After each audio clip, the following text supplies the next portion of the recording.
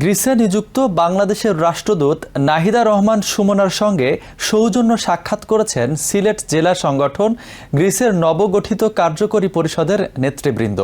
সাক্ষাৎকালে গ্রিসে বসবাসরত বাংলাদেশি প্রবাসীদের বিভিন্ন সমস্যা ও দাবি দেওয়া রাষ্ট্রদূতের কাছে তুলে ধরেন সংগঠনের নেতৃবৃন্দ। একই সঙ্গে প্রবাসীদের কল্যাণে দূতাবাসের সহযোগিতা ও কার্যকারী ভূমিকা কামনা করা হয়।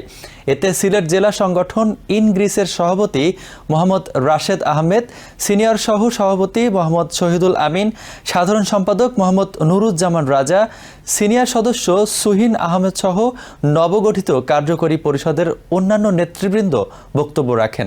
এ সময় দূতাবাসের প্রথম সচিব মার্জিয়া সুলতানা, তৃতীয় সচিব রায়হান ফেরদৌস সহ অন্যান্য কর্মকর্তারা উপস্থিত ছিলেন।